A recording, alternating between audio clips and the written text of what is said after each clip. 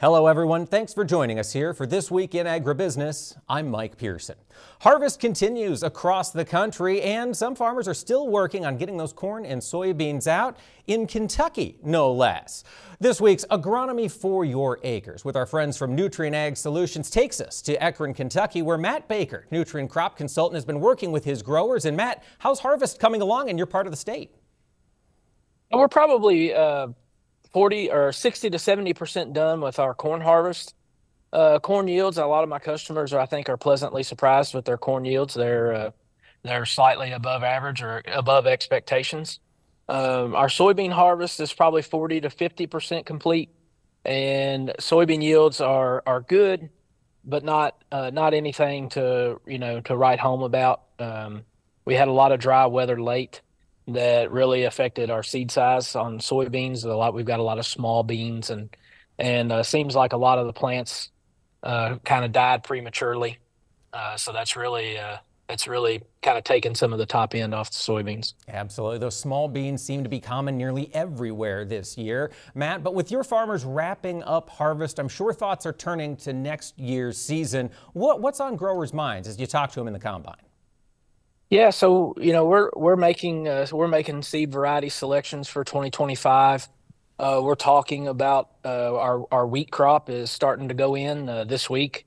Probably here in the last 7 days, a lot of our wheat has gone in, and we're talking fall fertility and cover crops. We're applying cover crops now. We're starting to do some fall burn down, and here in short order, we'll be doing a lot of soil sampling as well. Soil sampling, of course, crucial. When we've got input costs where they are, you want to make sure you're maximizing the return on those investments. What sort of soil sampling will you guys be doing here as we get into fall? We'll do a lot of just random sampling in some of these fields, but we've kind of started picking up our grid sampling quite a bit.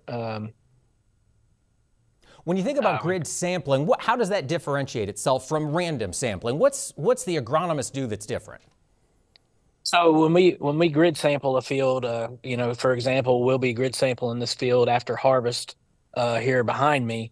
We will take this field and break it up into 5-acre grids. We also do 2.5-acre grids. We're doing 5 acres on this customer, but it gives us a higher detailed view of how fertility and pH and all of these factors vary in a field, as opposed to coming out here and random sampling and using a flat spread method for fertility. It gives us a much higher and much more precise idea of what's happening and how things are varying in the field, and helps us unlock some nutrients also that are either lacking or tied up or due to pH, and allows us to correct those. Absolutely, and I imagine it allows you to have more options for variable rate applications as well when it comes to fertilizer.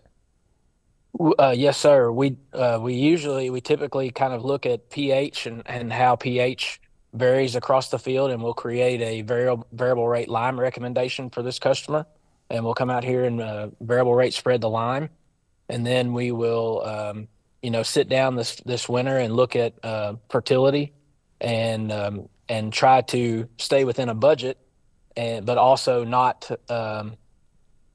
short the fertility to the next crop coming in. That's what it's all about. You got to have gas in the tank to get that next field across the finish line. If folks want to learn more about grid sampling, they can drop into any Nutrien Ag Solutions office and learn more at nutrienagsolutions.com. Matt Baker, thank you so much for speaking with us this week. Thank you, guys. I appreciate it.